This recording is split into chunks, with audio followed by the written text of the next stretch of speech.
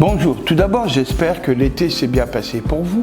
Donc après cet été, nous allons parler des biens grillés. Mais ce n'est pas à quoi vous pensez. En attendant, le générique.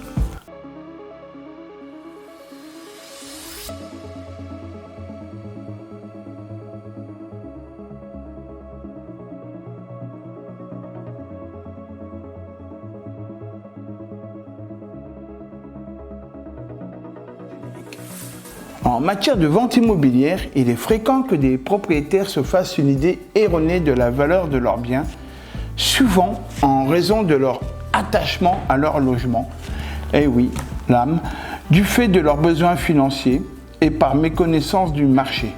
Bien des propriétaires exigent un prix de vente qui n'est pas réaliste. Or, ce comportement déraisonné a de grands risques de desservir eux-mêmes les propriétaires qui, mécontents, peuvent mettre en cause même l'agent immobilier. Voyons. Rappelons les fondamentaux. Le délai moyen de vente d'un bien immobilier est d'environ 2 mois. Il varie en fonction de plusieurs critères. On retiendra principalement l'environnement, l'emplacement, l'état d'ensemble du bien, la disposition des pièces et le prix, bien sûr. Avec l'emplacement, le prix est le premier critère retenu par les acheteurs dans leur recherche. Il m'importe donc de ne pas le fixer de manière arbitraire, ce constat étant plus vrai sur un marché qui tend à ralentir et sur lequel la faute d'estimation ne pardonne pas. L'estimation du bien ne doit pas reposer sur les attentes du vendeur. Entre le désir de vendre au meilleur prix, le libre accès aux données immobilières, la réalisation de travaux d'importance ou l'attachement sentimental du propriétaire à son bien, les raisons sont nombreuses pour expliquer la tendance qu'a généralement le vendeur à gonfler la valeur de son bien d'environ 10%. Or, on le sait, la clé d'une vente réussie réside principalement dans la fixation d'un prix juste, et ceci dès la première mise en vente. L'inéquation entre l'estimation du prix et le prix de vente réel d'un bien génère généralement une situation de vente complexe pouvant aller jusqu'au blocage total de celle-ci. C'est la fameuse situation tant redoutée du bien grillé. Afin d'éviter ce type de dérive qui n'a jamais autant été d'actualité, il est important de rappeler que l'estimation du bien ne doit pas reposer sur les attentes du vendeur, mais sur la réalité du marché que le professionnel de terrain se doit de maîtriser à coup sûr et doit savoir dire non.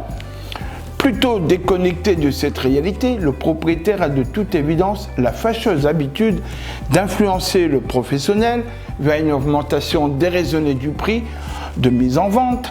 Alors oui, il est parfaitement concevable de tenter une vente au prix imposé par le vendeur, mais il est indispensable dans ce cas de prôner parallèlement l'adéquation prix-valeur du bien et de changer impérativement de stratégie en cas de réaction ou de faible réaction du marché rapidement, ce qui veut dire 15 jours.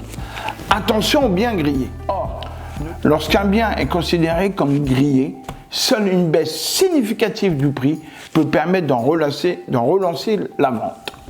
La conséquence d'un tel mécanisme est de se retrouver à vendre le bien en deçà de son prix du marché réel, alors que même mis à un prix raisonnable au départ, il se serait vendu sans peine.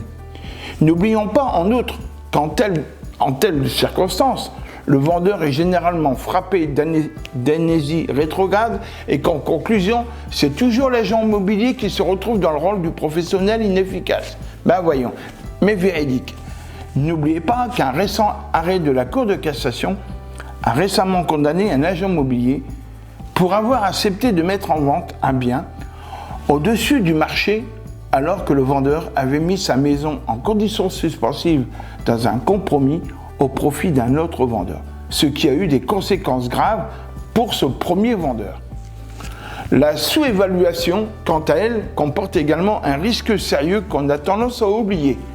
Au-delà du défaut de conseils et d'informations prodigués par les professionnels et du manque à gagner subi par le vendeur, vendre un bien en dessous de son prix réel peut être vu par l'administration fiscale comme une dissimulation du prix réel. À ce titre, elle est en droit de procéder à un redressement fiscal afin de recouvrer les droits de mutation dont elle estime avoir été lésée. Cette rectification est en outre assortie de pénalités conséquentes. Donc vendeurs, soyez prudents à qui vous confiez votre bien immobilier. Et je me tiens à votre disposition tous les jours de 9h30 à 21h30 pour en discuter. À très bientôt et au plaisir.